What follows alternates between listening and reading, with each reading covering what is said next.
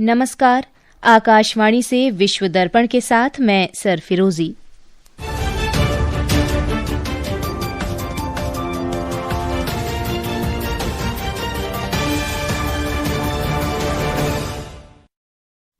भारत ने सेशल्स के लिए 17 करोड़ 50 लाख डॉलर के विशेष आर्थिक पैकेज की घोषणा की। दोनों देशों के बीच स्वास्थ्य, मौसम विज्ञान, इलेक्ट्रॉनिक्स, प्रौद्योगिकी और सुशासन के क्षेत्रों में समझौता। बांग्लादेश में 13वें संसदीय चुनाव के लिए प्रचार आज सुबह समाप्त। संयुक्त राष्ट्र महासचिव का इजरायल से कब्जे वाले वेस्ट बैंक पर अपना नियंत्रण और सख्त करने के कथित फैसले को वापस लेने का आह्वान। कनाडा की कई विमानन कंपनियों ने ईंधन की कमी के बीच क्यूबा के लिए अपनी सेवाएं अस्थायी रूप से निलंबित की।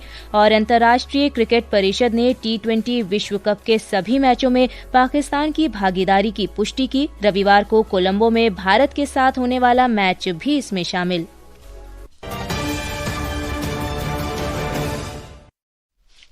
अब समाचार विस्तार से। प्रधानमंत्री नरेंद्र मोदी ने सेशल्स के लिए 17 करोड़ 50 लाख डॉलर की विशेष आर्थिक पैकेज की घोषणा की। नई दिल्ली में सेशल्स के राष्ट्रपति पैट्रिक एरमिनी से मुलाकात के बाद संयुक्त संवाददाता सम्मेलन में श्री मोदी ने कहा कि इस पैकेज से सेशल्स के लोगों को रोजगार के अवसर उपलब्ध होंगे। इस दिशा में आगे बढ़ते हुए $175 मिलियन के स्पेशल इकोनॉमिक पैकेज की घोषणा करने जा रहे हैं। यह पैकेज सोशल हाउसिंग, ई मोबिलिटी, वोकेशनल ट्रेनिंग, स्वास्थ्य, रक्षा और मैरीटाइम सिक्योरिटी जैसे क्षेत्रों में ठोस परियोजनाओं को सपोर्ट देगा। इन पहलों से सेशल्स के लोगों, विशेषकर युवाओं के लिए रोजगार और कौशल के नए अवसर सृजित होंगे। सेशल्स की कैपेसिटी बिल्डिंग में भारत के आईटेक प्रोग्राम की महत्वपूर्ण भूमिका रही है। भारत और सेशल्स ने स्वास्थ्य, मौसम विज्ञान, इलेक्ट्रॉनिक्स और सूचना प्रौद्योगिकी तथा सुशासन सहित विभिन्न क्षेत्रों में 7 समझौता ज्ञापनों पर हस्ताक्षर किए हैं। प्रधानमंत्री मोदी ने कहा कि समुद्री पड़ोसी और विश्वसनीय साझेदार के रूप में सेशल्स का भारत की महासागर परिकल्पना में विशेष स्थान है। भारत और सेशल्स के संबंध केवल राजनयिक संपर्क तक सीमित नहीं है। हिंद महासागर की लहरें सदियों से हमारे लोगों को जोड़ती आई हैं। हमारा नाता कल, आज और आने वाले कल का है। एक मैरीटाइम नेबर और विश्वसनीय साझेदार के रूप में सेशल्स भारत के महासागर विजन का अभिन्न अंग है। राष्ट्रपति द्रौपदी मुर्मू ने राष्ट्रपति भवन में सेशल्स के राष्ट्रपति पैट्रिक एरमिनी के सम्मान में राजकीय भोज का आयोजन किया। उनका स्वागत करते हुए श्रीमती मुर्मू ने कहा कि भारत और सेशल्स के संबंध आपसी विश्वास और सम्मान तथा लोकतंत्र और बहुलवाद में साझा आस्था पर आधारित हैं। प्रधानमंत्री नरेंद्र मोदी ने कल मॉरिशस के प्रधानमंत्री डॉक्टर नवीन चंद्र रामगुलाम के साथ टेलीफोन पर बातचीत की। श्री मोदी ने सोशल मीडिया पोस्ट में कहा कि बातचीत में दोनों देशों के विशेष ऐतिहासिक और जन केंद्रित संबंधों को और मजबूत करने की प्रतिबद्धता व्यक्त की गई। दोनों नेताओं ने व्यापक सहयोग में हुई प्रगति की भी समीक्षा की। प्रधानमंत्री मोदी ने कहा कि वो अगले सप्ताह आर्टिफिशियल इंटेलिजेंस प्रभाव शिखर सम्मेलन में डॉक्टर रामगुलाम के स्वागत के लिए उत्सुक हैं। बांग्लादेश में 13वीं जातीय संसद चुनाव और जनमत संग्रह के लिए प्रचार आज सुबह 7:30 बजे समाप्त हो गया। मतदान बृहस्पतिवार को होगा। संसदीय चुनाव और जनादेश के लिए मतदान जुलाई के नेशनल चार्टर के अंतर्गत होंगे। ढाका स्थित गैर सरकारी संगठन eminence associates for social development के सर्वेक्षण में बांग्लादेश नेशनलिस्ट पार्टी के नेतृत्व वाले गठबंधन की निर्णायक बढ़त का अनुमान व्यक्त किया गया है। इस गठबंधन को 208 सीटें मिलने का अनुमान है। जमाते इस्लामी गठबंधन को 46, जातीय पार्टी को 3, अन्य दलों को 4 और निर्दलियों को 17 सीटें मिलने का अनुमान है। ये सर्वेक्षण 41,500 लोगों की प्रतिक्रियाओं पर आधारित है। इसे मतदान से पहले अब तक का सबसे बड़ा सर्वेक्षण बताया गया है। विश्व दर्पण समाचार आकाशवाणी से प्रसारित किए जा रहे हैं। ताज़ा समाचार जानने के लिए आप हमारे social media handle x@AIR news Hindi को फॉलो कर सकते हैं। विश्व दर्पण में आपका फिर स्वागत है।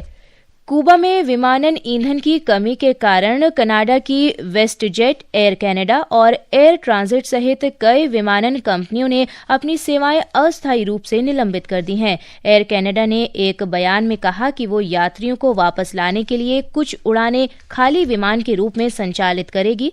अगले कुछ दिनों में ऐसे विमानों के माध्यम से लगभग 3000 यात्रियों को उनके गंतव्य से वापस लाया जाएगा।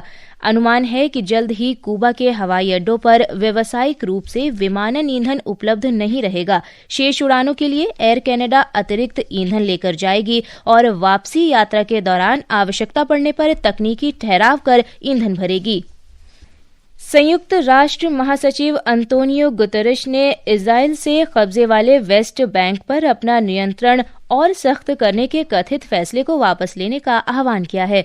उन्होंने कहा कि इजरायल की सुरक्षा कैबिनेट द्वारा उठाए गए प्रशासनिक और प्रवर्तन से जुड़े कदम अत्यंत चिंताजनक है। सोशल मीडिया प्लेटफॉर्म एक्स पर किए पोस्ट में उन्होंने सभी पक्षों से स्थायी शांति के एकमात्र रास्ते यानी अंतर्राष्ट्रीय कानून के अनुरूप बातचीत के जरिए 2 राष्ट्र समाधान को बनाए रखने की अपील की।